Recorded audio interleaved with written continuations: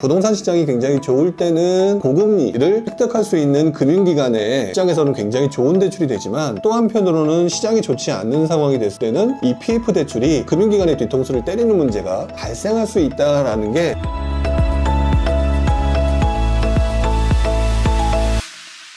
네, 안녕하세요. 부룡입니다. 부지런TV 라이브 부동산 노포, 오늘도 여러분들과 함께 점심시간이 되면서 시작을 하도록 하겠습니다. 일단은 오늘 같은 경우는 제가 어떤 식으로 하려고 생각을 하고 있었냐면, 제목에서도 보셨던 것처럼 PF 관련된 대출 관련된 이야기, 그리고 과거에는 어떤 식으로 진행됐는지, 그 밖에도 이제 몇 가지 지금 나오는 뉴스 기사들을 가지고 여러분들과 함께 이번 장에서만 보신 분들은 지난 장에서 이러이러한 부분들이 있었다, 그 부분을 이렇게 생각하는 게 좋겠다라고 하는 단기적인 느낌이나 공포감을 갖기보다는 여러분들과 함께 의견을 나누고 과거에는 어땠는지 이런 얘기를 좀 한번 해보도록 하겠습니다. 자, 일단 그래서 오늘 얘기를 하고 싶은 거는, 되게 이제 하고 싶은 말은 되게 많아요. 자, 그런데 일단 오늘 여러분들한테 꼭 말씀을 드리고 싶은 것 중에 하나가, 이번에도 조금 비슷하게 돌아가는 부분은 좀 있는 것 같다. 그래서 여러분들한테 부동산 투자가 어쩌고 저쩌고 하는 그런 얘기도 중요하지만, 오늘은 아무래도 시장이 어떻게 움직이더라 라고 하는 어떤 메커니즘 관련된 얘기들을 드리는 게 좀 맞지 않을까라는 생각을 좀 해보겠습니다. 자, 그래서 오늘 첫 번째 시간으로는요, PF 대출, 그 얘기부터 좀 시작을 하려고 하는데, 일단 PF 대출과 관련된 부분은 뉴스 기사를 보면서 말씀을 드리면 되겠지만, 여러분들이 상당히 공포감을 느끼고 있는 것 같다.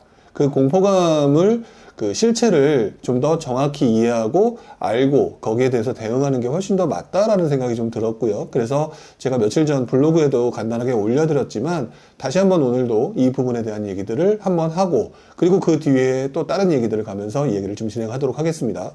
자, 그럴 때 여러분들은 제가 하는 방식 알고 계시죠? 지금 제가 하는 얘기 외에도 본인이 궁금하신 내용이 있거나 그러면은 여기다가 올려주셨으면 좋겠습니다. 특히나 먼저 올려주신 분이 선택돼서 제가 답변을 드리는 경우가 많은 것 같더라고요. 그러니까 여러분들이 궁금하신 내용이 있으면 먼저 올려주셨으면 좋겠다라는 말씀을 먼저 좀 드리겠습니다.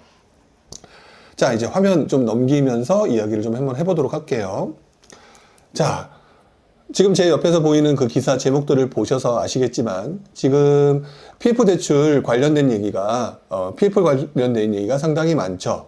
자, 승승장구님, 둔촌주공은 차환 성공했습니다 라고 얘기를 해주셨는데, 물론 이제 그거는 결과고요.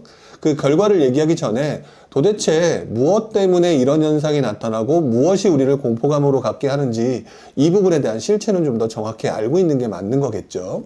보시는 것처럼 맨 첫 번째 나와 있던 기사 제목은요, PF발 자금시장 경색 심화. 어떻게 보면 지금 제가 드리는 말씀 중에 가장 핵심적인 내용이 바로 이 부분이라고 생각합니다. PF 대출 자체가 위험하다, 문제가 있다, 심각하다, 어떻게 하니, 이게 중요한 게 아니라 자금시장 경색이 심화가 되고 있다라는 게 가장 큰 문제다. 자, 그렇기 때문에 결론부터 간단하게 말씀을 드리면, 지금 현재 PF 대출과 관련된 이런 공포감, 그 다음에 위기감, 이거에 대한 문제점, 이런 것들에 대해서 신문지상에서 나오는 것들은 분명히 생각해 볼 문제는 분명히 맞는 것 같아요. 그리고 실제로 시장에 안 좋은 영향을 주는 것도 분명히 맞겠죠. 이 밖에도 부동산 PF 부실이라든지 증권사 유동성 경색 우려 확산이라든지 이런 되게 많은 내용들이 있죠. 그러다 보니까 처음에 둔촌주공 PF 같은 경우도 처음에 차환이 좀 어려워서, 근데 도대체 차환이 뭔데? 이런 얘기들을 생각하시는 분들 분명히 있을 거라는 생각을 해봅니다. 그래서 이 부분을 가지고 제가 신문 기사를 가지고 한번 얘기를 좀 해보려고 하는데요. 그 중에서도 일단 건설사, 지금 밑에서 두 번째에 나와 있는 그 기사를 가지고 먼저 얘기를 좀 시작을 좀 해보려고 합니다. 자, 지금 보시면 제목이 나오고 있죠. 부동산 PF발 건설사 줄도산 데자뷰. 다시 말하면은 도산할까봐 걱정한다. 이렇게 되면 부동산 시장 굉장히 문제가 있으니까 피마르는 건설업계라고 얘기가 나오는데, 일단 이 내용을 보면서 좀 간단하게 말씀을 좀 드려야 될 것 같아요. 자, 일단은 요즘 분위기가 상당히 좋지 않은 상황이죠. PF 대출 부실화, 국내 경제 파급 효과 커서 과감한 규제 개선이 필요하다라는 목적을 가지고 아마 기사를 쓴 것 같은데요. 내용을 한번 좀 보도록 하겠습니다. 이미 알고 계신 분들도 있겠지만 차근차근 한번 풀어보도록 할게요. 부동산 PF는요, 아파트들을 지을 때 미래에 들어올 분양 수익, 여러분들 이제 분양가라는 거 책정하잖아요. 그럼 분양 수익을 담보로 금융기관에서 사업비를 빌리는 금융기법이다라고 되어 있죠. 즉, 내 돈 가지고 모든 것을 하는 게 아니니까 쉽게 말하면 우리 표현으로 하게 되면 대출을 받는 겁니다. 자, 그런데 문제는 토지 확보와 인허가 같은 경우는요, 전문 시행사가 전담하는 사업 구조고요. 자, 그런데 문제는 이런 시행사가 자금력이 크게 떨어지다 보니까 시행사가 자금을 조달하는 방식으로 금융기관에 돈을 빌려서 하는 부동산 프로젝트 파이낸싱이라는 어떤 그런 것들을 활용되기 시작했던 게 이제 그동안의 모습이었던 거죠. 자, 근데 문제는 건설사들도 이런 대출을 해주는 건 좋은데 분양이 안 될 수도 있고 뭐가 문제가 생길 수도 있고 뭐 예를 들어서 지어져 있는 건물이라면 모르겠지만 우리 보통 아파트 담보대출 받을 때 문제는 없잖아요. 특별하게 뭐 예를 들어서 경매 같은 거 들어가면 되니까. 근데 금융사 입장에서는 이게 아무것도 없는 상황에서 진행하는 거기 때문에 위험이 상당히 큰 대출입니다. 실제로 제가 회사를 다니는 그 시절에 바로 직전에 저희 그 부문 제가 있던 그 조직에서 바로 이런 것들을 담당하는 PF 대출을 담당하는 조직도 있었고 저는 이제 그 조직은 아니었지만 맨날 이제 그것들을 보다 보니까 2008년, 2007년 이 당시에 PF 대출과 관련돼서 굉장히 문제가 있었던 것들을 직접 현장에서 제 주변에 있는 그 조직에서 분명히 봤던 부분이기도 하죠. 그만큼 금융사 입장에서는 큰 문제가 있기 때문에 부동산 PF 대출을 실행할 때는요, 보통 기본적으로 건설사한테 신용보강을 요청을 해요. 신용보강, 바꿔 말하면 보증 서라. 나중에 문제 생기면 네가 갚아라 라고 얘기를 하는 부분이겠죠. 그래서 나중에 다양한 정도의 그 담보보강이겠지만 결국에는 핵심은 그건 것 같아요. 예를 들어서 시행사가 사실상 엄청나게 그 큰 부분이 큰 회사들이 아니다 보니까 자금을 다 가지고 있는 것도 아니죠. 자, 그런 상태에서 대출금을 갚지 못하는 경우는 건설사가 빚을 떠안거나 공사비를 받지 못하더라도 건물을 100% 완공하는 등, 그래서 분양을 해야 되니까. 자, 그래서 대출금의 전부나 일부에 대한 책임을 지는 것이다. 결국에는 건설사가 시행과 시공의 위험을 함께 지는 구조가 지금까지 이어지고 있는 것이라고 보시면 될 것 같아요. 자, 그런 상황에서 시장 자체가 굉장히 분위기가 좋으면 아무 문제가 없는 거죠. 자, 아무 문제가 없는 건데 문제는 그 다음인 것 같아요. 아무 문제가 없을 때는 분양가도 높여받을 수 있기 때문에 괜찮은데 그것이 부동산 시장이 굉장히 좋지 않은 분위기로 흘러가게 되는 경우는 상당히 문제가 될 수가 있겠죠. 자, 보게 되면 또 다른 기사를 한번 보여드리려고 하는데요. 자, 부동산 PF 부실 빨간불, 갑자기 왜 증권사가 유동성 경색에 우려가 확산되느냐. 자, 보통 이렇게 생각들을 좀 많이 하실 거예요.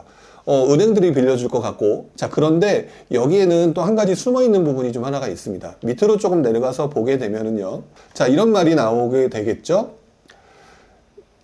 올 12월까지 만기가 도래하는 PF 자산 유동화 기업보험 ABCP라고 보통 표현을 하는데 이 ABCP의 규모는 34조 원이다.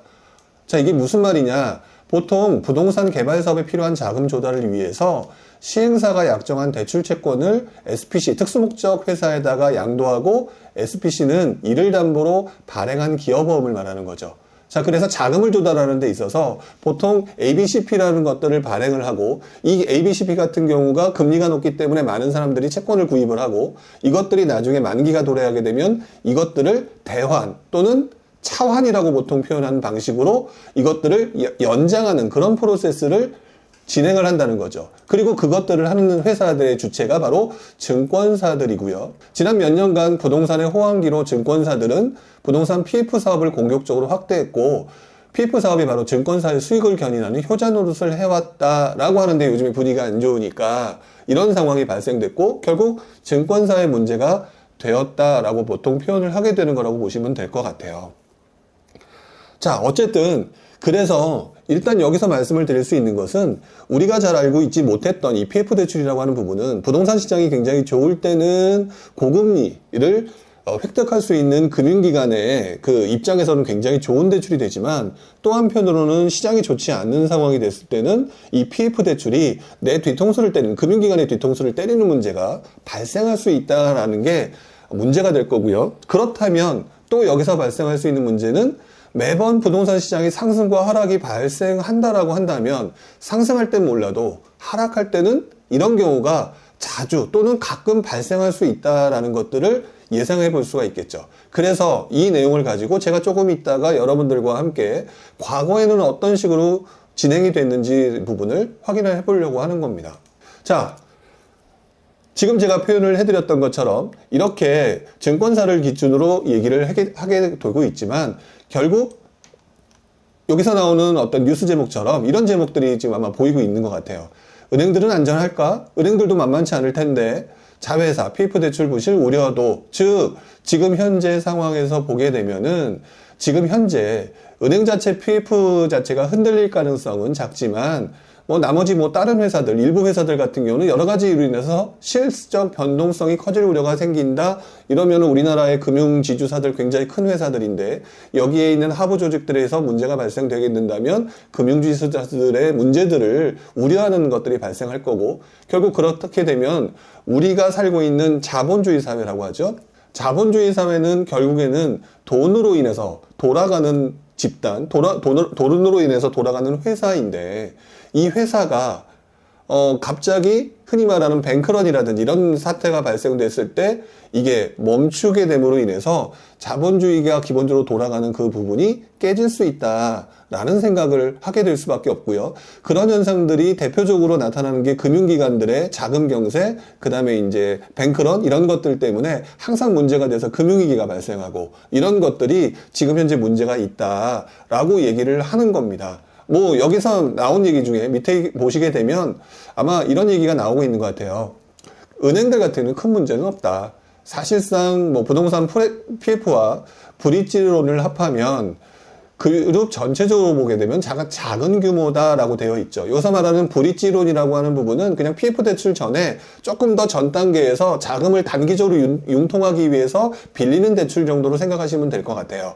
어쨌든 결국 PF랑 거의 비슷한 용도로 진행된다라고 한다면 같은 목적이다라고 생각하실 수가 있고요. 그렇게 됐을 때 여러분들이 생각할 때 이 대출에 문제가 됐을 때는 아무래도 문제가 심각해진다. 그렇게 되면은 금융기관 전체의 부실로 이어질 수 있다. 이렇게 되는 것에 대해서 지금 계속 얘기들을 하고 있는 것이죠. 자, 그러다 보니까 이게 이제 21일 기사니까 지금은 이제 날짜가 27일이니까 조금 더 지났습니다. 자, 지났고 결국 맨 처음에 둔촌주공 같은 경우도 PF가 아까 그랬죠? 증권사가 ABCP를 발행을 하고 이것들을 가지고 차환, 만기가 도래하게 되면은 대환 또는 차환이라고 하는 방법을 통해서 자금을 다시 조달하는데 이 자금 도달이 실패했다. 여기서 발생되는 이제 문제가 레고랜드가 튀어나올 수가 있는 거죠. 레고랜드라고 하는 부분들을 흔히 말하는 건설사라든지 또는 이제 나머지 시행사가 흔히 말하는 지급보증이라는 것도 해주고 그랬던 부분을 믿고 해주는 건데 특히 레고랜드 같은 경우도 강원도가 지급보증을 해주는 상황이었는데 강원도라고 하는 탄탄한 지방자치단체를 믿었었는데 이 단체가 이상한 소리를 하는 바람에 이것들에 대해서 흔히 말하는 ABCP와 같은 채권들을 갖다 발행하는 데 문제가 생기고 그것들을 갖다 차환하는 데 문제가 생기고 결국 연쇄적으로 금융기관에서 보통 자금을 조달하는 방식이 문제가 되는 거. 바로 이런 문제가 되는 게 흔히 말하는 금융위기라고 할 수가 있는 거고요. 이런 것들이 문제가 되니까 둔촌주공 같은 경우도 처음에 이런 부분이 실패했다라는 기사가 나왔다라는 거죠. 그래서 바로 이 부분, 많은 분들이 걱정하시는 부분들은 기본적으로 어디서부터 출발하든지 간에 어떤 문제로 인해서 발생됐던 문제, 즉 자금 경색이 발생되게 되면은 이 자금 경색은 기본적으로 금융기관의 부실과 금융기관의 뱅크런과 같은 사태로 연결될 수가 있고 이 부분은 결국 금융의 위기가 실물경제로 연결되면서 실물시장이 무너지는 현상으로 나타난다. 이것들을 우리가 흔히 말하는 금융위기라고 했던 것이고 가장 많은 사람들이 이것들을 두려워한다라고 보시면 될 것 같아요. 자, 그런데 바로 이 정도로 굉장히 위험한 거니까 여러분들이 굉장히 큰 공포감을 갖는 거는 맞는 거겠죠. 그런데 저 역시도 지난 2006년, 7년이었던 것 같아요. 7년 정도부터 얘기를 하면서 그 당시 PF 대출 문제가 굉장히 심각했던 상황이었었는데 저도 현장에서 그 옆에 있는 우리 부서가 그런 상황을 보니까 저도 굉장히 불안하더라고요. 자, 불안하는데 그때도 생각했던 부분이 그런 거였던 것 같습니다. 결국에는 최종 문제가 발생되는 것은 실물 경제다. 실물 경제가 문제가 발생되게 되면은 결국에는 누가 나설 수밖에 없느냐? 정부가 이 금융을 정상화시키기 위해서 무언가 행위를 할 수밖에 없다라는 생각을 할 수밖에 없었고요. 실제로 그때도 내부에서 이거 참 문제야, 걱정이야, 이런 얘기들을 되게 많이 했었지만 사실상 또 한편으로는 정부가 가만히 있을 수는 없을 거야. 물론 좀 힘은 들겠지만 결국엔 이거는 극복할 수 있는 단계로 넘어갈 수밖에 없어 라고 얘기를 나눴던 부분들이 기억이 납니다. 물론 지금 제가 말씀드린 부분들은 제가 이제 부동산 투자를 하면서 약간 흔히 말하는 긍정론자에 가깝죠. 긍정론자에 가까우니까 좋지 않은 상황이 발생되더라도 한편으로는 좋은 쪽으로 해석을 하려고 하는 약간 그런 부분도 있는 거는 분명히 맞을 텐데, 어쨌든 그 부분을 여러분들 투자하시는 데는 긍정론이 굉장히 중요하다고 저는 생각을 하거든요. 그랬을 때 그런 부분을 생각하면 결국에는 정부가 나설 수밖에 없다. 결국 그래서 나오는 기사가 바로 이 기사였죠. 23일 날 나왔던 기사. 자, 유동성 위기 확산을 막으려고, 즉 자금 경색이 발생하고 금융기관에 문제가 생기고 이것들이 실물 경제로 영향이 될 수 있는 부분들을 막는데 가장 큰 문제가 ABCP와 같은 회사채 또는 뭐 CP 이런 것들에 대한 매입들을 펀드를 통해서, 채권시장 안정펀드라고 여기도 나오네요. 그걸 통해서 매입을 늘려서 유동성을 지원하게 되면 시장을 볼 때 시장이 최악으로 가지는 않겠구나 라고 하면서 시장 분위기가 다시 안정화로 넘어갈 수 있는 상황으로 가겠죠. 결국 이런 형식으로 흘러가는 게 기본적으로 시장이 좋지 않았을 때 나타나는 현상이다 라고 말씀을 좀 드려야 될 것 같아요. 지금 제가 말씀드렸던 부분은 나름대로 여러분들한테 조금 쉽게 설명을 드리기 위해서 뭐 되게 어려운 복잡한 용어들은 다 제외하고 이렇게 말씀을 드렸는데 어떤 느낌이 드셨는지 모르겠습니다. 지금 현재 부동산 시장이 PF 대출과 뭐 각종 뭐 브릿지론, 기타 회사채의 영향을 받으면서 문제가 심각해질 수 있다라고 생각하는 부분이 있겠지만, 지금 제 밑에 보면은 허밍데이님인가요? 자, 어려움이 있겠지만 이번에도 우리나라 사람들 잘 이겨낼 수 있을 거라고 생각한다라고 말씀하셨던 것처럼 그 부분에는 분명히 문제가 없이 잘 흘러갈 수 있을 거다. 단기적으로는 부침이 있겠지만 어느 정도는 괜찮을 것 같다라고 약간 좀 긍정적으로 보는 입장이라고 보시면 될 것 같아요. 지금 제가 보여드렸던 바로 이 부분을 가지고 한번 지금 금융시장 위기가 올까라고 말씀을 드렸는데, 이 뒤에 있는 내용을 가지고 다시 한번 얘기를 좀 해보도록 하겠습니다.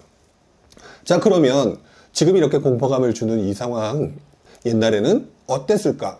자, 이 부분을 보면서 한번 말씀을 좀 드려야 되는데요. 과거에는 어땠는지를 좀 한번 봐야 되는데요. 이 부분을 얘기하게 되면은 여러분들이 제가 왜 이렇게 말씀을 드렸는지를 아마 아실 수 있을 것 같다. 자, 은행권 PF 리스트 관리 비상이라고 하는 기사가 예전 기사를 찾아보면은요, 2004년 2월 달의 기사입니다. 자, 2004년이면요, 우리가 기억하기에 굉장히 상승하던 시기에 중간쯤에 있었던 시기예요. 그런데도 불구하고 이때 은행권 PF 관리 비상이다. 2004년에 도대체 무슨 일이 있었길래 그런 현상이 나타나느냐, 한번 또 봐야 되겠죠. 자, 화면을 다시 한번 바꿔서 한번 보도록 할까요? 자, 지금 보시는 기사는 2004년 2월 달 기사. 자, 보게 되면은 은행권 PF 리스크 관리 비상이다.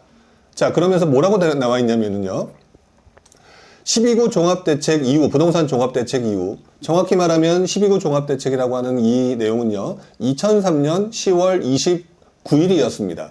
이때 부동산 종합대책이 나오고 난 다음에 부동산 경기가 하향 곡선을 그리면서 지난 한 해 부동산 PF 4조 8천억 원을 투자했던 은행권에 비상이 걸렸다라는 얘기가 나오죠. 다시 말하면 언제든지 시장이 꺾이는 상황, 특히나 이때를 돌아보게 되면 2003년 12구 대책 이후에 2004년 1년간은 거의 시장 자체가 이렇게 하다가 폭락하는 거 아니야? 하락하는 거 아니야? 이렇게 생각하면서 사람들이 되게 두려워했던 시기였습니다. 그러다 보니까 이 은행권에서도 이 PF 대출에 문제가 생긴 거 아니야? 라고 하면서 리스크 관리에 비상이 있었죠. 즉 다시 말하면 PF 대출이라고 하는 부분을 예전이나 지금이나 거의 비슷하게 시장이 좋았을 때는 괜찮지만 시장이 조금 안 좋았을 때는 항상 문제가 발생될 수 있는 리스크를 가지고 있는 거다라고 하는 것들을 알 수가 있겠죠. 자, 그 다음에 또 시장이 흘러갑니다. 자, 그리고 난 다음에 2004년이 지나고 난 다음에 2005년도에 다시 분위기가 상당히 좋아졌죠. 자, 그런데 이 기사를 보게 되면 2006년 기사입니다. 2005년, 2006년 굉장히 급등했던 상황이지만 이때부터 조금씩 분양시장이 어떤 특정 지역부터 침체가 발생되기가 시작하죠. 자, 그런데 이때 보게 되면은 당시에 ABS라고 하는 명칭 있죠. 자산유동화증권의 발행이 폭증하고 있다라는 기사가 나오는데 특히 지방을 중심으로 건설 경기가 불안하기 때문이다. 자, 그러면서 이때도 이렇게 얘기하죠. PF 관련 채권이 부도가 나고요. 이를 보증한 시공사가 부도가 나고 금융기관 대출 부실화. 그러면 실문 금융경제 위기. 지금이랑 똑같은 얘기가 나오고 있죠. 지금 보시는 것처럼 이렇게 똑같은 얘기가 그 당시에도 분명히 존재하고 있었다. 그래서 이번에 여러분들이 알고 있는 이 내용이 이번에만 발생됐던 게 아니라 과거에도 똑같이 발생되었던 그런 내용이다라는 것들을 여러분 기억하셔야 된다는 겁니다. 자, 그런데 그 당시에 어디가 가장 이런 대출을 제가 가장 공격적으로 많이 했느냐 보게 되면은요, 저축은행이었어요. 저축은행 같은 경우 당시 윤중현 금감위원장이 이렇게 얘기를 했었죠. 부동산 침체를 대비해서 철저히 검증해라.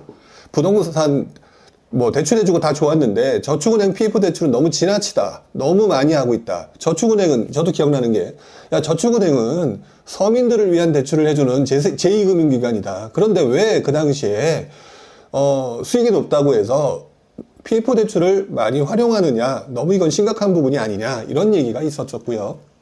자, 그런 얘기가 이어지는데 은행들도 가만히 있을 수가 없겠죠. 2007년의 모습입니다. 시장 자체가 점점 더 안 좋아지고 분양시장의 침체가 지방뿐만 아니라 서울과 수도권까지 조금씩 몰려오고 미분양이 발생하면서 부동산 PF 대출 부실 우려가 또다시 높아지는 시기가 바로 2007년. 어떻게 보시나요? 예전하고 지금하고 상당히 좀 비슷하죠? 그러니까 여러분들이 저는 항상 먼저 말씀을 드리지만 과도한 공포는 가질 필요가 없다. 원래 이러한 현상들이 다 존재하는 거기 때문에 모든 투자에 있어서 또는 모든 대출에 있어서 리스크 관리라고 하는 부분은 항상 존재해야 된다고 말씀드리는 게 바로 이 부분이죠. 바로 이 부분을 여러분들이 생각하신다면 크게 우려하실 만한 것들은 아니지 않을까라는 생각을 좀 해봅니다. 자, 그러면 그 이후의 시장을 한번 보도록 할까요? 자, 2007년 1월 달에 이 기사가 나왔었고요. 자, 보게 되면은 2007년 9월 달쯤 되니까 그때 미국의 서브프라임 모기지 사태가 굉장히 커져 있던 시기면서 우리도 이런 얘기가 나오죠. 부동산 PF, 한국판 서브프라임 뇌관이 되나. 이때가 2007년 9월 달 기사인데요. 역시 보시는 것처럼 저축은행 얘기를 기본으로 얘기를 합니다. 자, 기본으로 얘기를 하면서 되게 많은 회사들, 많은 그 기사에서 부동산 PF가 한국판 서브프라임 모기지 사태의 뇌관이 될 수 있다. 그런 식으로 얘기를 했다라는 거죠. 자, 이런 식으로 분위기가 흘러가면서 사람들은 되게 공포감에 빠집니다. 실제로 부동산 시장도 되게 어려워지기 시작했고요. 여러분들이 지금 느끼는 감정과 거의 비슷했던 거라고 저는 생각이 들어요. 자, 그런데 아까 말씀드렸던 것처럼 부동산 시장은요, 항상 실물로, 부동산 시장 그 자체만 문제가 되는 게 아니라 항상 시장 전체의 실물 경제, 그 다음에 금융시장, 이런 것들이 모든 게 문제가 될 수 있기 때문에 정부의 개입이 없을 수가 없다라는 거고요. 결국 또 다른 기사를 보게 되면은요. 자, 2008년 10월입니다. 2008년 10월을 보시게 되면 여기서 또 이런 기사가 나오죠. 2008년 10월은요. 이런 내용들이 있어요. 이것들을 여러분이 기억하셔야 되겠죠. 우리가 알고 있는 금융위기, 미국발 금융위기가 정확히 9월 15일 날 서브프라임 모기지 말고 그거를 근거로 한 리먼 브라더스 사태가 터지면서 굉장히 큰 위기가 왔었죠. 자, 그러면서 2008년 10월, 오래 가지도 않았습니다. 보름 정도 지나고 한 20일 정도 지나고 난 다음에 우리가 알고 있는 리스크가 굉장히 큰 이 PF 대출이 문제가 더 커질 것 같으니까 정부 입장에서는 건설사 지원을 검토하겠다, PF 대출 지원하겠다, 그러니까 자금 경색을 막겠다라고 하는 부분이 있었다라는 거고요. 이런 것들이 진행되면서 저는 그 당시 또 한 번의 안도감을 느꼈던 것 같아요. 아, 이게 되게 위험한 상황인데 어떤 면에서는 정부가 부동산 잡겠다고 되게 그러던 상황인데도 불구하고 시장이 어려워지니까 결국 지원을 하는구나. 그때는 저희들만 뿐만 아니라 많은 사람들이 건설사들, 분양가, 고분양가고 이 나쁜 놈들, 그 다음에 그때도 다주택자 나쁜 놈들 되게 많이 그랬던 시기. 자, 그랬는데 이 당시에 자금 경색 우려가 굉장히 높을 것 같으니까 자연스럽게 건설사를 지원하겠다. 그래서 그 당시에 자금 건설을 지원해줬던 곳이 바로 캠코입니다. 캠코에서 저축은행 부실채권을 그 당시 돈으로, 그때 이제 2008년 12월이네요. 1조 3천억 원을 매입하겠다라고 얘기를 하고요. 결국 이런 식으로 자산관리공사, 캠코가 부실화된 저축은행의 PF 대출 채권을 매입하고요. 금융당국은 부실이 가속화되는 것을 막기 위해서 각종 이후의 제한 조치들을 취하기로 하죠. 자, 그래서 그 당시에 저축은행들이 이 시기에 이름들을 많이 바꿉니다. 구조조정 나오고, 그때 제가 기억하는 게 여러분들 요즘에 SBI 저축은행 이런 거 들어보시죠? 그런 저축은행이 제가 기억하기로는 그 당시에는 여러 업체가 합쳐졌는지 모르겠는데 그 이전에 이름이 현대솔로몬 저축은행인가요? 그랬던 걸로 기억을 해요. 그 정도로 저축은행들이 구조조정을 당하고 이름도 바꾸고 다시 출발하는 그런 형식으로 진행이 됐고요. 하하님이 질문 올리신 게 하나 있네요. 저축은행 예금은 예금자 보호 이내라면 문제가 없겠죠? 라고 얘기하셨는데, 옛날 얘기를 두고 지금은 저축은행들 예전 같지는 않으니까 큰 문제는 없을 것 같고요. 그 다음에 예금자 보호 기준의 금액 안에만 들어간다면 받는 시간적인 문제만 있을 뿐이지 사실상 그렇게 크게 문제는 없는 것 같다라고 보시면 될 것 같아요.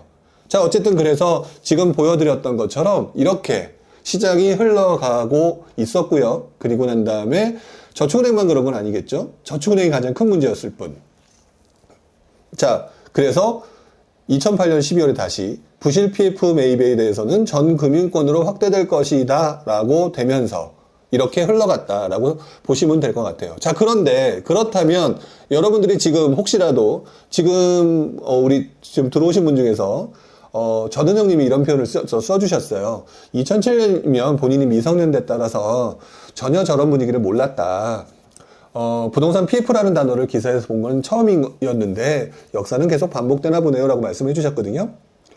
자, 맞습니다. 역사는 계속 제가 볼 때는 똑같지는 않아도 비슷한 식으로 반복되는 거고요. 이 반복되는 이유 중에 가장 대표적인 이 부분이 뭐냐면 이 PF 대출과 관련된 부분은요. PF 대출이 문제가 아니라 결국에는 우리가 수익을 내기 위해서 그 자본주의 사회에서 돌아가는 어떤 시스템 자체가 어떤 대상의 부실로 인해서 문제가 발생하게 되면 100% 그 다음에 나타나는 현상은 금융기관의 연쇄적인 부실, 그리고 실물 경제의 위축, 이런 쪽으로 가기 때문에 항상 이 자금 경색을 해소하기 위해서. 자, 그래서 그 2008년 금융위기 때 당시에 그 미국의 연준 의장이었던 폴 버냉키 같은 경우도 그런 얘기를 했던 거잖아요. 헬리콥터에서 돈을 풀더라도 시중에 돈을 풀겠다. 이것들이 저는 자금 경색을 막기 위한, 그리고 이것들로 인해서 실물 경기의 악화를 막기 위해서 하는 행동이다라고 저는 보고 있기 때문에 지금 여러분들이 막연하게 이 큰 흐름을 모르는 상태에서 뭔데 갑자기 PF 대출이 튀어나왔어? 이런 고민들을 하실 필요는 없다. 왜 그러냐면 위험한 거는 맞고 한동안 애매한 거는 맞겠지만 이 부분들이 결국 최종적으로 실물 경제 위치로 갈 거기 때문에 이럴 때는 정부가 나설 수밖에 없다라는 부분들을 여러분들이 먼저 생각하고 있다면 그리 크게 우려하거나 엄청나게 공포감에 빠질 필요는 없지 않을까라고 생각을 한다는 것이죠. 레고랜드 같은 경우도 마찬가지라고 생각을 합니다. 레고랜드가 어찌됐든지 간에 강원도가 잘못을 했던, 뭐가 잘못을 했든지 간에 시장에 공포감을 부여했고요. 그 다음에 이 상품이 문제가 있다라는 것들을 대외적으로 알려버렸던 그런 현상이 됐기 때문에 정부가 여기에 문제가 없다는 것들을 알려줘야만 해결이 될 수 있는 거라 아까 보여드렸던 것처럼 그 유동성을 제공하는 그런 형식으로 될 것 같고요. 자, 그 다음에 노래하는 직장인님이 이런 표현을 좀 써주셨습니다. 일단 이 부분은 채팅창으로 넘어가서 한번 마음을 좀 드려야 되겠는데요. 노래하는 직장님이 이렇게 표현을 해주셨던 것 같아요. 이번 레고랜드 사태를 계기로 규제를 대폭 해제하지 않을까요? 라고 얘기를 좀 해주셨는데 맞습니다. 규제는 해제를 할 수밖에 없겠죠. 왜 그러냐? 레고랜드가 부동산 시장과 직접적인 영향이 있었다라고 보기는 우리가 부동산 투자자 입장에서 그런 거는 없다라고 볼 수 있겠지만 그래도 시장이 이렇게 위축되는 상황에 무언가 거래 절벽 같은 부분이 그러니까 자금 경색과 거래 절벽이 같이 나타나는 상황이면 풀 수밖에 없는 상황이겠죠. 자, 그런데 아까도 말씀을 드렸지만 PF 대출 자체의 위기가 사라진 것은 분명히 아닙니다. 자, 그리고 난 다음에 그것들이 어떤 연쇄적인 문제가 발생할 수가 있겠죠. 자, 여러분들이 잘 알고 계신 2008년 금융위기라고 하는 부분도 사실상 우리가 보통 서브프라임 모기지 사태라고 보통 표현을 하죠. 2008년 9월 15일쯤 9월 달에 발생했던 게 그냥 서브프라임 모기지가 터졌다라고 알고 계시겠지만 사실상 서브프라임 모기지 사태의 문제는 2007년부터 있었고요. 그것들을 가지고 그 각종 유동화 채권을 발행했던 ABS를 발행했던 리먼 브라더스가 무너짐으로 인해서 금융기관도 무너질 수 있구나 라고 하는 금융기관의 뱅크런이 나타날 수 있는 그런 문제들 때문에 금융위기가 커진 거거든요. 결국에는 제가 볼 때는 규제를 대폭 해제한다 하더라도 당분간은 사람들이 곧바로 들어가는 분위기는 아닐 거예요. 지금은 저는 이제 PF 대출에 대해서 지금 설명하고 이렇게 해서 여러분들이 아 이런 거구나라고 했지만 또 전혀 모르시는 분들도 계시겠죠. 전혀 모르시는 분들도 계신다면 시장의 심리가 위축된 상태로 조금 그렇게 될 테니까 이것들을 갖다 대폭 규제를 해제한다고 해서 그러니까 바로 들어가야 된다. 이거는 제가 예전부터 말씀을 드리는 어떤 것들 중에 하나가 이거예요. 상승작 때는 규제 부분과 상관없이 투자를 하지만 투자를 하기도 하고 또는 그것들 피해서 투자처를 찾기도 하지만 약간 분위기가 안 좋을 때는 해제한다고 해서 바로 들어가는 그런 투자 그 방법을 택하시게 되면 전혀 예상치도 않았던 사건 때문에 뒤통수를 맞는 경우가 발생하기도 해요. 자, 그러니까 대폭 해제하는 것들은 맞는데 그렇다고 하더라도 시간적인 여유를 두고 해제와 해제가 합쳐지면서 아, 여기가 투자처가 되겠구나 라고 하는 그런 것들이 나타나는 그런 상황까지는 조금 더 기다리실 필요가 있다라고 보셔야 될 것 같고요. 요 내용 가지고 많이들 질문을 하시네요. 가렘님, 자, 분양권을 하나 가지고 있는데 건설사가 부도나면 어떻게 되나요? 분양권 하나가 전부인데 불안하네요 라고 얘기를 하는데 보증이 들어가 있습니다, 기본적으로. 그러니까 걱정하지는 않으셔도 될 것 같아요. 전혀 걱정하지 않으셔도 될 것 같고요. 제가 동일한 것들을 제가 그 당시에 똑같은 경험을 제가 하고 있다라는 거를 미리 말씀을 좀 드릴게요. 가렘님 같은 경우 걱정하실까봐 미리 말씀드리는데 2008년인가요? 2008년도에 제가 그 분양받은 아파트를 누가 짓고 있었냐면 신일건설이라는 회사가 짓고 있었습니다. 당시에. 신일건설이라는 회사가 있었는데 그 당시 아마 여러분 뉴스 기사 찾아보시면 아시겠지만 신일건설이 아마 2008년인가 부도가 났을 거예요. 자, 그런데도 불구하고 그 집이 입주하는 데는 아무 지장이 없었습니다. 왜 그러냐면 다 보증이 되어 있기 때문에 크게 문제가 없고요. 보통 회사를 바꾼다든지 뭐 이러면서 짓는 데는 크게 문제가 없으니까 너무 걱정하실 필요는 없지 않을까라는 생각을 좀 해보게 되네요. 자, 오늘은 의외로 많은 분들이 제가 말씀드리는 거에 대해서 많이들 집중하셔서 그런지 지금 보니까 질문들이 좀 많이 없으신 것 같아요. 제 질문들이 없어서 제가 보통 이렇게 한번 말씀드리고 난 다음에는 그 다음에 이제 여러분들 질문을 보면서 얘기를 좀 드리는데 질문이 없어서 제가 지금 바로 진행하기가 좀 어렵습니다. 하지만 여러분들 궁금하신 거 있으시면 뭐 부동산 관련된 질문 아무거나 해도 제가 상관없다고 계속 말씀을 드렸죠. 자, 그러니까 여러분들 궁금하신 내용이 있으면 질문을 좀 올려주셨으면 좋겠습니다. 자, 그리고 저는 또 다른 기사를 가지고 한번 얘기를 좀 해봐야 되겠네요. 자, 기사 화면을 한번 넘겨보고 이야기를 좀 해봐야 될 것 같은데요. 자, 화면을 또 하나 넘겼습니다. 화면을 또 넘겼는데 넘기기 전에 질문이 좀 올라온 게 있으니까 조금 한번 시작하기 전에 한번 얘기를 좀 해보고 하도록 할까요?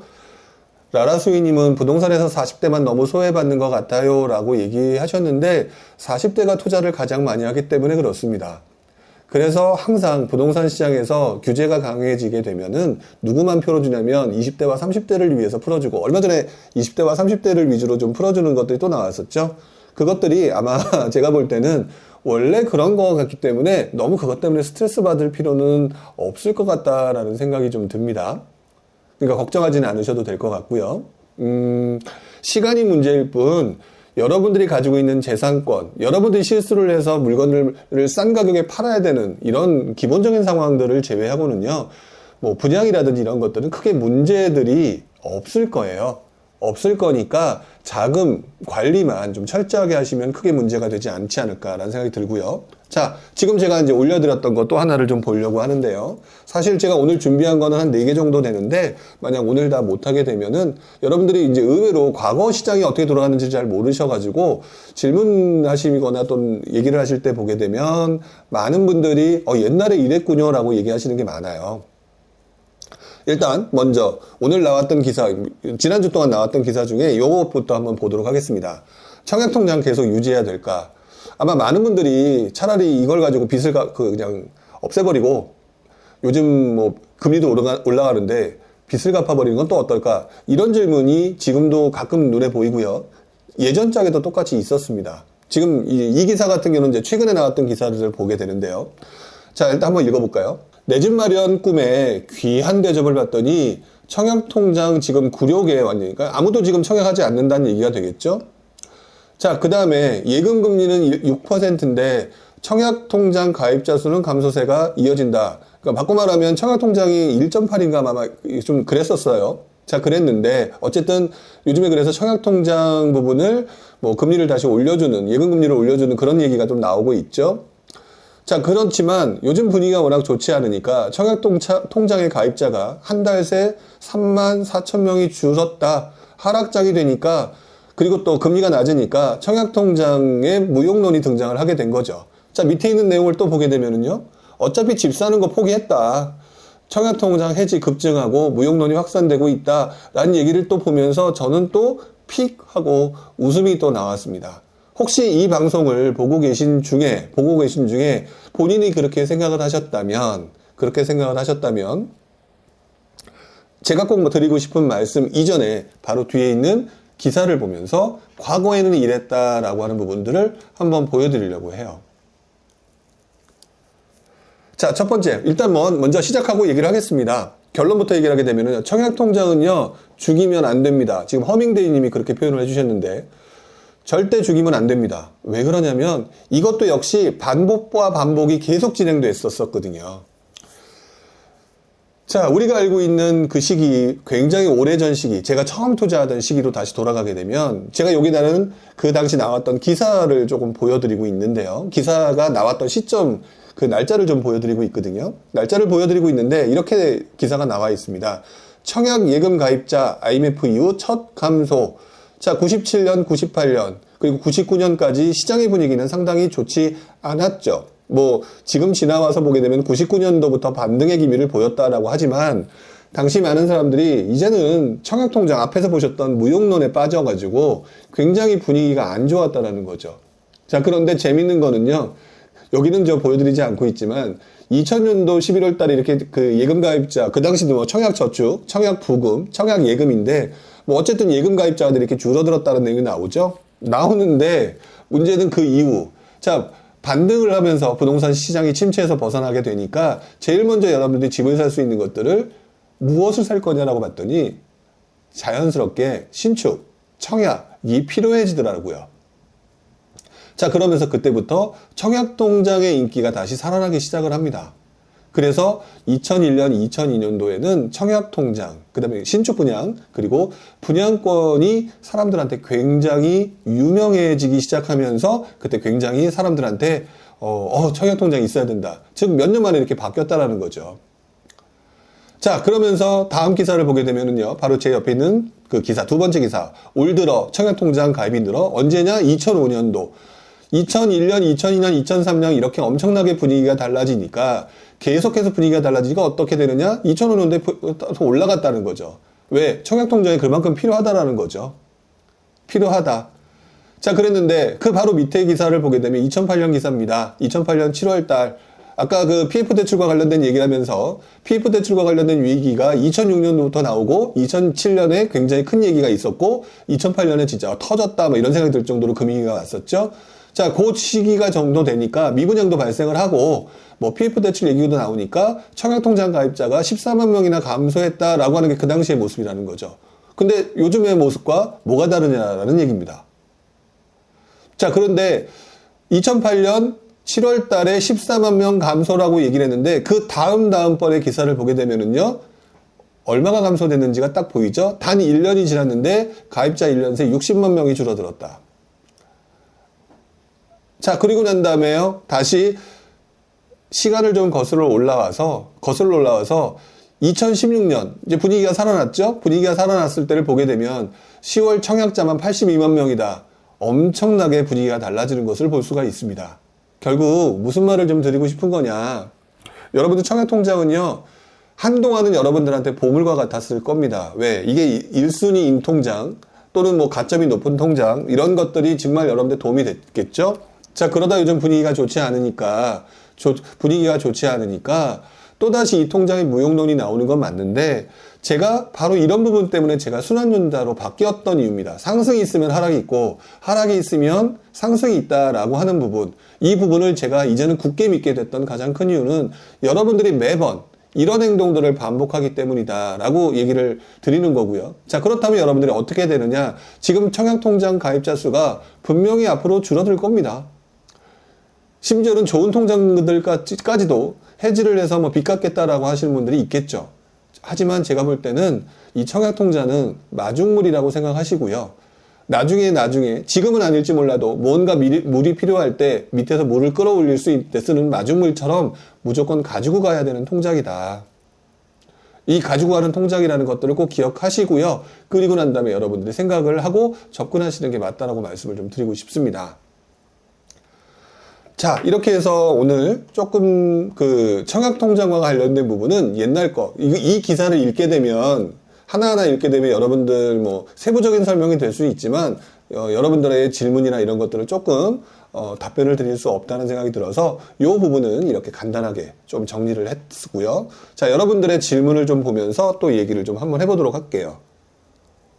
자, 노래하는 직장님 아까 제가 답변을 하나 드렸던 것 같은데 그 밑에 또 하나가 올라온 게 있어서 자, 금리가 좀 낮아지고요. 월세보다 전세가 싸지는 시기가 오게 되면 갭 투자를 다시 진행해도 되지 않을까요? 라고 얘기를 하셨는데 아마 노래하는 직장인님은 지금 다른 분들보다 상당히 공부를 좀 많이 하셨던 분인 것 같다라는 생각이 듭니다. 자, 왜 그러냐면 지금 시장의 흐름 속에서 나타나는 현상들을 조금 어느 정도 알고 계신 것 같아요. 자, 지금 현재 금리가 인상되고 있죠. 자, 그러니까 경기 침체 우려에 대한 얘기가 되게 나온다는 얘기를 제가 여러 번 하고 있습니다. 자, 그리고 난 다음에 지금 PF 대출 문제가 생기니까 실물 경기 위축될 수 있는 상황이 되겠죠. 자, 이렇게 되면은 지금 물가 인상 때문에 금리를 올리는 부분이 어느 시점이 되게 되면 금리가 올라가는 속도가 줄어들거나 또는 금리를 낮추게 될 수밖에 없는 상황이라고 제가 계속해서 반복해서 말씀을 드려오고 있었죠. 자, 이런 상태에서 금리가 좀 낮아지고 사람들은 어쨌든 분위기가 안 좋으니까 집을 사지 않는 상황이 되는 경우. 그런데 월세보다 지금 월세가 올라가니까 오히려 전세자금 대출에 들어가는 이자 비용보다 월세가 더 비싸지게 되는 경우는 전세로 전환하려고 하는 사람이 좀 더 늘어나겠죠. 자, 그렇게 되면은 이때부터 전세 갭 투자를 다시 진행해도 되지 않을까요? 라는 질문을 이렇게 표현을 해주신 거라고 저는 생각을 합니다. 자, 맞는데 한 가지 투자에 긴 경험이 없는 분들이 놓치고 있는 부분이 이거를 공식처럼 외워버리게 되면 월세가 올라가다가 분명히 사람들은 전세로 이동을 하게 될 겁니다. 자, 이동을 하게 되는데 이동을 하게 되면 여러분들이 그 다음에 딱 머릿속에 있는 것들은요. 그러니까 보통 매전갭이라고 보통 표현을 하죠. 매전갭이 굉장히 높아서 그러니까 차이가 좀 없어서 굉장히 소액으로 투자할 수 있는 곳들을 찾는 모습을 보이는 게 여러분들의 일반적인 모습이었었어요. 자, 그런데 여러분들 그렇게 하시면 큰일 납니다. 왜 그러냐면은요, 잘 생각해 보셔야 돼요. 이거는 이제 공식을 외우고 그대로 적용시키시는 경우일 텐데, 갭 투자를 다시 진행하는 건 맞아요. 왜? 전세 가격이 올라갈 가능성이 높다고 보여지기 때문에. 그런데 한 가지 좀 주의하셔야 될 건 뭐냐면, 돈이 없기 때문에 내가 투자를 해야 된다? 그런데 그러다 보니까 아무래도 갭이 적은 곳으로 들어가겠다라고 하게 되는데 그 시점은 집값이 안 오르거나 떨어져 있는 시기죠. 그렇기 때문에 전세 가격이 올라가면서 매전 갭이 붙은 지역이 주로 어디가 많냐면은요. 외곽 지역이 많아요. 외곽 지역이 많다는 거죠. 왜? 어차피 많이 안 올랐고 전세 가격은 비슷하게 올라가는 분위기고 그러면 뭐 강남 같은 곳과 비교를 해보게 되면 강남의 매전 갭은 굉장히 벌어져 있고요. 그렇지 않은 외곽 지역은 상당히 붙어 있다라는 거죠. 그거보다는 그 중간 정도 되면서 입지는 어느 정도 되는데 가격은 좀 많이 떨어져 있고, 그 다음에 전세 수요는 되게 많은 곳들이 오히려 중심부가 아니라 약간 그 주변부지만 나름대로 선호도가 높은 곳부터 갭이 붙는 모습이 빠르게 나타나기 시작합니다. 그렇기 때문에 그런 투자할 때는 기본적으로 다시 진행하는 건 맞는 건데, 매전 갭이 붙은 곳으로 들어간 게 아니라요, 매전 갭이 너무 붙은 곳보다는, 또는 매전 갭이 너무 떨어져 있는 곳보다는 적정하게 선호도가 높은 곳으로 들어가는 게 가장 효율성이 높다라는 것들을 의외로 많은 분들이 모르고 계시고요. 그렇게 투자를 하게 되면 더 효율성이 높다라는 것들을 잘 모르시는 경우가 많아요. 그거는 제가 지금 얘기해도 아마 이해가 안 되시는 분들이 있겠지만, 미리 하나 말씀을 드리면, 당시 강남, 신도시, 외곽지역 이렇게 해서 한번 그 지역의 매전 갭의 분위기가 어떻게 바뀌는지를 한번 공부해 보시는 것도 좋을 거다라는 생각을 해봅니다. 어쨌든 그 부분을 기억하시면 아마 전세 갭 투자는 분명히 다시 진행해도 된다라고 하는 부분을 좀 말씀을 좀 드릴 수 있을 것 같고요. 자, 그 다음에 크루드 오일님인가요? 크루드 오일님이 올려주신 거를 좀 잠깐 보게 되면은요, 성남 입주권 가지고 있는데 장기적으로 버티면 괜찮을까요? 너무 떨어져서요 라고 얘기를 하셨죠.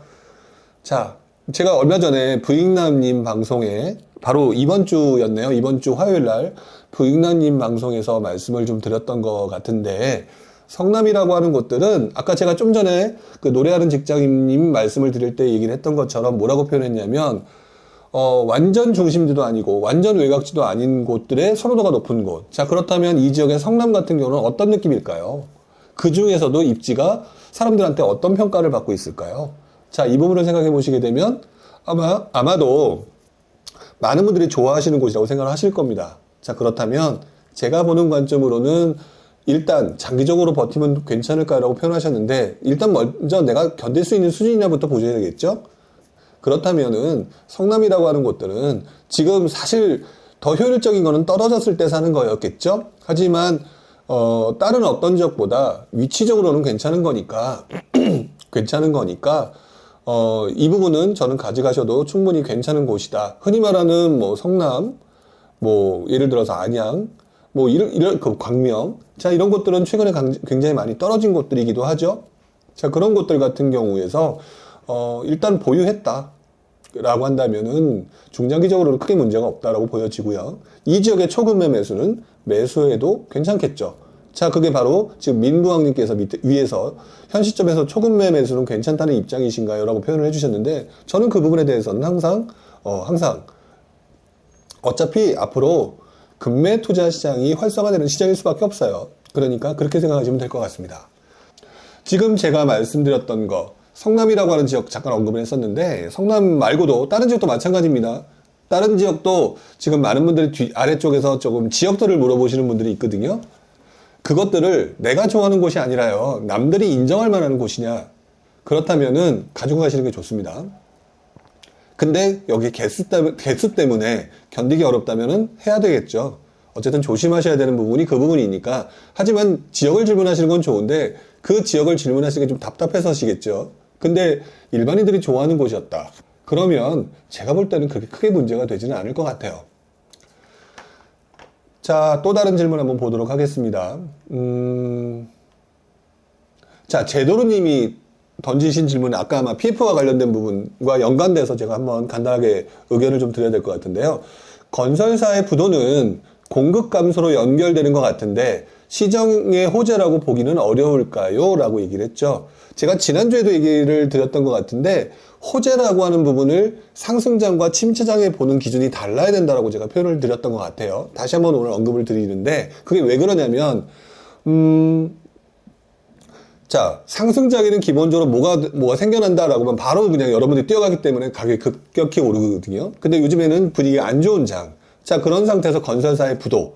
자, 그러면 단기적으로는 되게 안 좋은 모습이죠. 그래서 더 시장의 분위기가 안 좋게 되고, 근데 이제 그것들이 몇 개, 한 개, 두 개가 늘어나게 되면은 결국에는 지금 제도로님이 말씀하신 것처럼 그 지역 또는 그 우리나라 시장, 부동산 시장이 공급 감소로 연결되게 되겠죠. 자, 근데 공급 감소로 연결된다고 해서 즉각적으로 집값이 올라주면 감사하겠는데, 흔히 말하는 침체장에서는요, 심리가 죽어 있는 상황이라 즉시 상승으로 연결되지 않는 경우가 상당히 많아요. 자, 그렇기 때문에 일단 질문에 대한 답만 드린다면 공급 감소로 연결된다면 시장의 호재가 분명히 맞다. 자, 그런데 그 시기가 침체장이라고 한다면 심리가 살아나는 과정이 한 단계가 거쳐져야 돼요. 그래서 서울 같은 경우도 그렇고 수도권 같은 경우도 그리고 지방장도 마찬가지. 지방장의 예를 들어 대도시 같은 경우도 마찬가지였겠지만 서울 수도권 같은 경우는 2008년 금융위기 이후 그것들이 어느 정도 미분양이 늘어나고 미분양이 감소되는 시점이 2007년부터 그 미분양이 늘기 시작했으니까 2012년도 후반부터 미분양이 줄어들어가는 모습을 보이기 시작합니다. 자, 그러면서 그때에 발생됐던 공급 감소가, 왜 미분양이 많다는 거는요, 공급은 줄어들고 있는데 앞으로 지어지는 주택은 없는데 현재 지어진 준공업 미분양이 많다는 거, 공급 물량이 많다는 거거든요. 이것들이 사라지는 과정이 있어야 돼요. 그래서 여러 가지 그런 것들이 사라지는 과정이 있어야 되기 때문에 공급 감소 꼴 시장의 호재니까 바로 들어가야 되겠다, 이렇게 가다가는 큰일 날 수가 있어요. 침체기에는. 그러니까 이때는 시간적인 타이밍을 조금 길게 보셔야 되고요. 이때 제가 항상 얘기했던 상승 신호의 타이밍 중에 하나가 미분양의 감소거든요. 바로 이 미분양의 감소가 그 밑바닥에는 공급 감소라는 게 존재하기 때문에 자연스럽게 올라갈 수밖에 없다. 이렇게 보시는 게 조금 더 정확한 표현일 것 같다. 자, 이렇게 말씀을 좀 드리겠습니다. 자, 부룡님 2004년에도 투자하셨나요? 라고 김동진님께서 얘기를 하셨는데, 저를 잘 아시는 분들, 제 강의를 들으셨던 분들 같은 경우는 제가 제 실패담을 되게 많이 얘기를 하죠. 2004년이면 되게 힘들었던 시기입니다. 솔직히 제가 무너져가지고. 그래서 그 당시에는 투자할 수 있는 여력도 없었고 부동산 보기 되게 싫었던 시기이기도 해요. 그래서 그때는 조금 애매해서 그 당시에는 제가 투자를 하던 때는 아니었고요. 그때 왜 조정이 왔는지라고 하는 부분은 그때는 처음 겪는 부동산의 규제가 나왔던 시기. 그리고 그때 굉장히 사람들이 놀랬었어요. 아까 말씀드렸던 내용인데요. 2003년 12구 대책. 이 12구 대책이 그전에는 생각지도 못했던 굉장히 강한 규제가 나왔기 때문에 조정이 왔었고요. 이때 바로 그런 분위기가 생겼기 때문에 지금이라고 하면은, 지금하고 비교하게 되면은 우리는 지금 상승장이 한참 지나고 난 후고 그때는 상승장이 한참이었던 시기는 좀 아니죠. 그 부분이 좀 다르고요. 일단 제가 아까 말씀드렸던 2004년에는 공급 자체나 이런 것들도 크게 늘어났던 상황도 아니고 그래서 그 이후에 상승에 계속 연결이 되는 그런 구조였던 걸로 제가 기억을 하고 있습니다. 자, 그 다음에 또 뒤로 한번 넘어가 보도록 하고요. 자, 박은하 님이 이런 표현을 좀 해주셨어요. 대출을 갚아야 할까요? 아니면 예금하면서 버티기를 하다가 저점 타이밍이 왔을 때 들어가는 게 좋을까요? 부룡님이라면 어떻게 하실지 궁금합니다. 라고 얘기를 하시는데, 또 한편으로는 그 말을 판단하는 데 있어서 굉장히 스트레스 받게 만드는 것 중에 하나가 뭐냐면 인플레이션. 그래서 현금은 쓰레기다.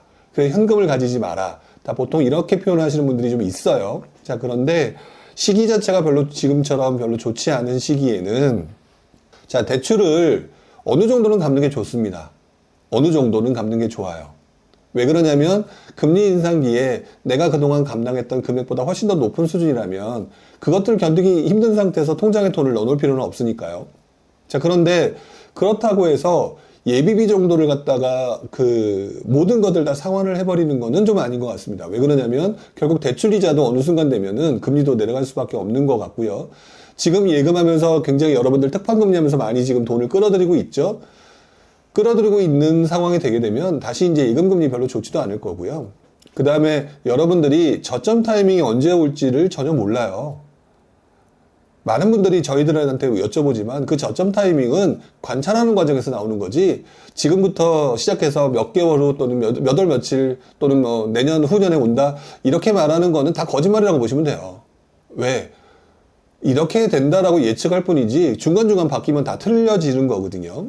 그러니까 저점 타이밍이 왔을 때 그걸 잡을 수 있을 정도의 현금은 보유하시는 게 좋고요. 직장인이라면 마통을 늘려주는 게 제일 좋아요. 마통을 갚고 난 다음에, 대출 갚고 난 다음에 마통을 늘린다면은 굉장히 괜찮을 것 같다. 왜 그러냐면 저도 지금 와서 되게 아쉬운 것 중에 하나가, 저도 이제 대기업을 다니고 있는 직장이었기 때문에 마이너스 통장의 범위가 되게 넓었었어요. 여유가 좀 있었었죠. 그런 부분들을 솔솔지 않게 활용을 했던 부분이 있었기 때문에 대출을 하는 데 있어서 되게 힘들다라고 한다면 어느 정도 갚으시고요. 그리고 난 다음에 그 마이너스 통장 같은 경우를 통해서 나름대로 저점 타이밍이 왔을 때 그걸로 현금으로 바로 대체할 수 있는 그런 식으로 세팅을 해 두시는 게 굉장히 좀 좋다. 이것들을 둘 다 하실 수 있는 게 가장 좋지 않을까라는 생각이 좀 드네요. 자, 이렇게 말씀을 좀 드렸고요. 자, 그 다음에 또 밑으로 내려가 보겠습니다. 자, 그 다음에 소군님. 자, 구리 수택동 구역지 정도 안 된 재개발은 빨리 파는 게 낫겠지요. 1억도 안 되는 다세대인데 2주택이라서 빨리 팔고 일시적 2주택 요건에 맞게 처리하는 게 나을까요? 좀 개인적으로 굉장히 상황이 있으시죠? 상황이 있으시기 때문에 이렇게 해라 말하라고 하는 그렇게는 함부로 말씀드리기 어려운 부분이 있어요. 근데 저는 그래서 큰 그림으로만 말씀을 좀 드리겠습니다. 구리라고 하는 지역들 그 재개발 되게 많이 올랐죠. 올랐던 것도 맞고, 그리고 또 원래 상승장이 되게 되면 재개발 많이 오르는 게 사실인 건 맞아요. 자, 그런데 아까 내가 보는 과정에서 나왔던 것 중에 하나가 있었고, 그 다음에 또 저도 계속해서 말씀을 드리는 거지만, 항상 신경 써야 될 게 뭐냐면요, 분위기가 안 좋을 때는 재개발과 같은 경우는 굉장히 오래 걸린다. 자, 그랬을 때 어느 게 더 오래 걸릴 것이냐는 거는 구역 지정이 안 된 곳들이 흔히 말하는 초기 재개발이, 그거는 뭐 제가 여러 번 말씀을 드렸던 것들이니까 그런 것들이 가장 오래 걸리죠.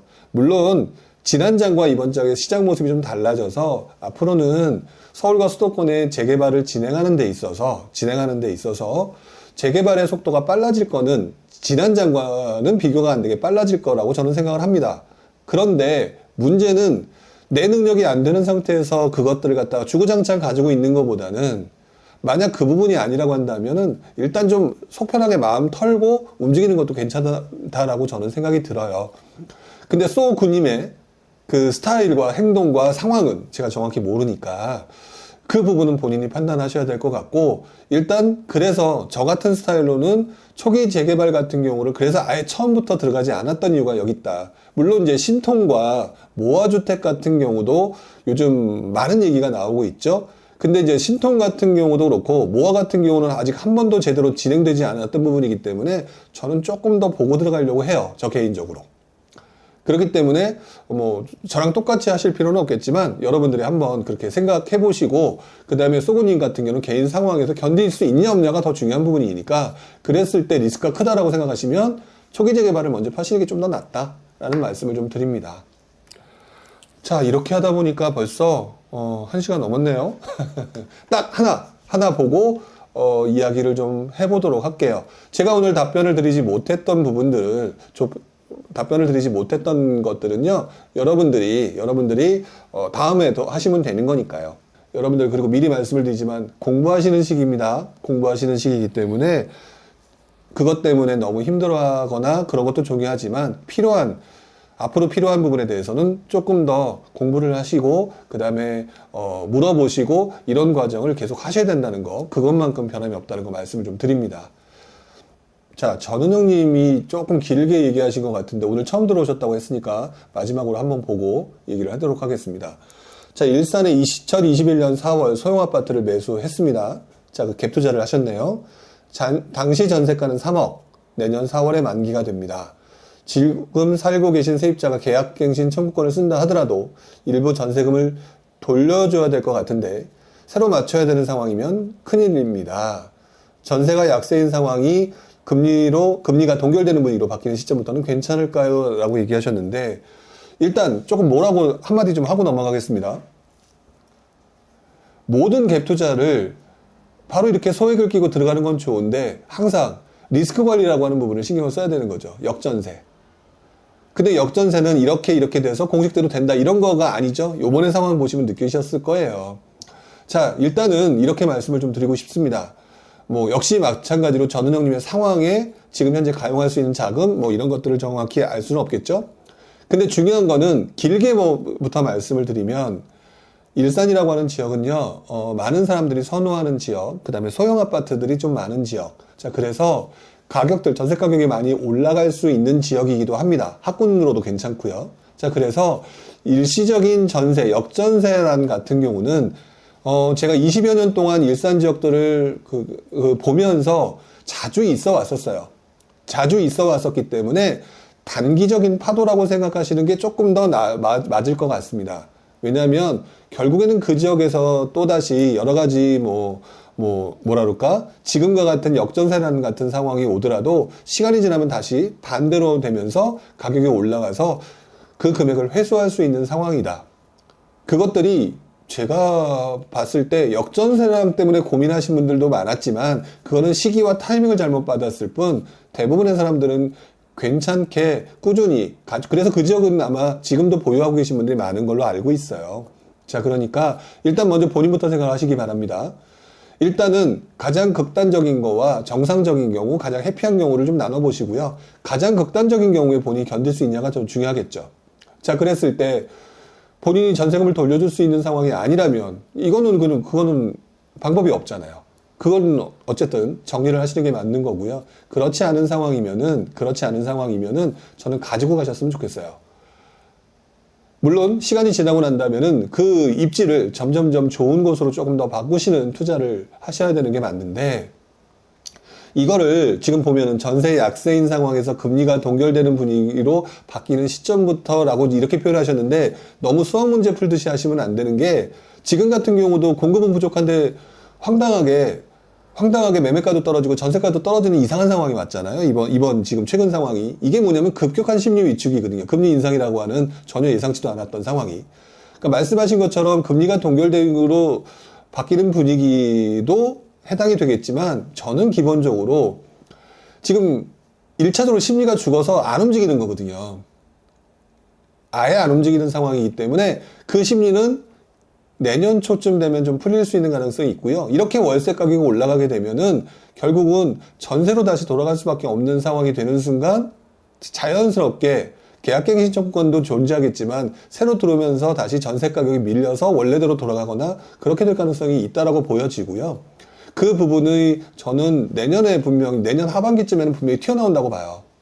그게 뭐 엄청난 대란이 있지 않을지 모르겠지만 내년 중반부에는 분명히 튀어나온다. 그래서 전세 가격이 다시 회복되는 기미를 분명히 보일 거라고 저는 생각이 들고 있고, 그 다음에 계약갱신 청구권 자체를 연장해야 되는 사람들이 지금 되게 많이 늘어났었죠.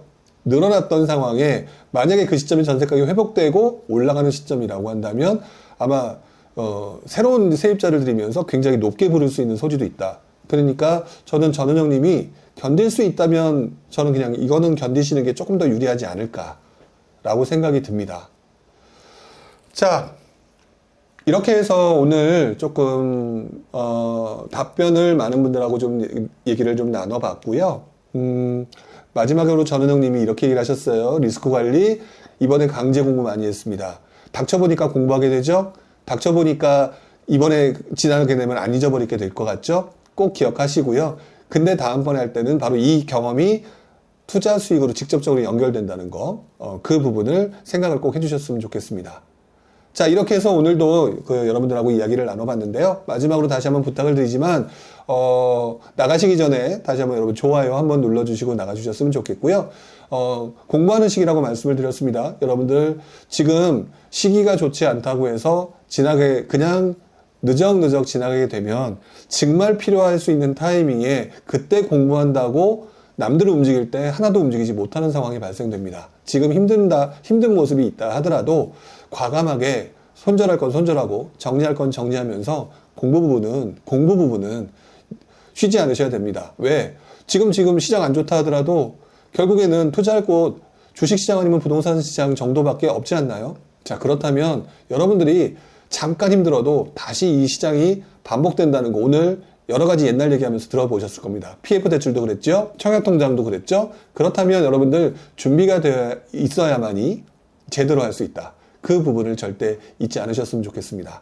자, 이렇게 해서 오늘 여러분들과 얘기를 나눠봤고요. 오늘 점심시간도 끝났죠? 이제 회사 생활 하시는 분들은 이제 열심히 일을 하시고요. 그 다음에 나머지 분들도 오늘 하루 힘찬, 그다음 희망찬, 그리고 보람 있는 그런 시간이 되셨으면 좋겠습니다. 자, 오늘 고생하셨고요. 다음 주 여러분들과 다시 한번 만나 뵙도록 하겠습니다. 수고하셨습니다. 마치도록 할게요.